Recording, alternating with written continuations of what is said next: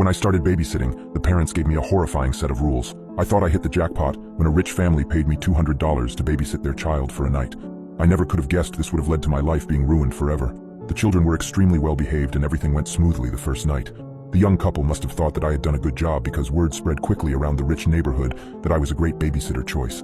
This was perfect for me.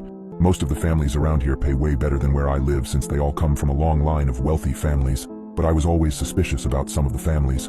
You hear rumors about really rich people, some very creepy stories, but I never actually believed any of them. Sometimes I'll babysit for a few hours and make a couple $100. Other times the parents want me to stay the night while they go off and get a hotel room so that they could be away from their kids for a change. That is where I make the big bucks. A couple of days ago, a husband and wife had texted me asking if I could stay the night at their mansion and watch their 7-year-old little girl for them. I happily agreed, not knowing this might be the last time I ever see the outside world again. When the day finally came, I drove my beat-up Jeep Wrangler to the edge of the rich neighborhood and made my way up this private driveway that I had never noticed before because the entrance was hidden back amongst the trees that surround the entire north side of town. I drove up this steep, winding driveway for what seemed like 10 minutes before I finally saw the house come into view. Out of all the houses I've babysat at, this was hands down the most gorgeous one I've ever seen. I hoped I would get some good money for this. I got out of my car and made my way up to the front porch, where I knocked on this gigantic wooden door.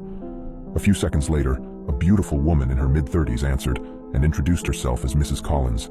She called her husband down, and shortly after, an extremely handsome man, also in his 30s, came walking down the grand stairway, holding an adorable little girl in his arms. The couple seemed very anxious to leave, and even though they were both gorgeous people, I could tell that underneath all of their beauty, they were both extremely tired and haggard from having to keep up with their 7-year-old. They were obviously very excited about having an entire night to themselves, and couldn't wait to get out of there as fast as they could.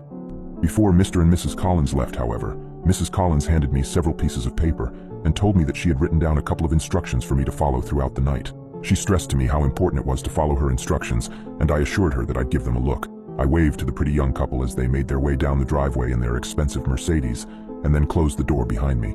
I gave the instructions a quick once-over before folding the papers and stuffing them into my back pocket. I'll look at them later, I told myself. How stupid I was to do that. Mr. and Mrs. Collins' daughter Samantha was a very nice young girl who warmed up to me almost immediately, or so I thought. We had spent the next few hours playing games and watching TV. After we finished our 5th episode of Teen Titans Go, I noticed that it was getting late and asked Samantha what her bedtime was. She shrugged, not really giving me an answer, which is when I remembered Mrs. Collins' instructions. I pulled out the folded pieces of paper and scanned through them very quickly when I saw the words, "Samantha needs to be in bed before 8 p.m. I checked the time to find that it was almost 7:45. "Well, it looks like your bedtime is right now," I said, lift Samantha up off the couch so I could get her ready. She brushed her teeth and I tucked her into her California king-sized mattress. I told her goodnight and was leaving her room when she said something that stopped me in my tracks.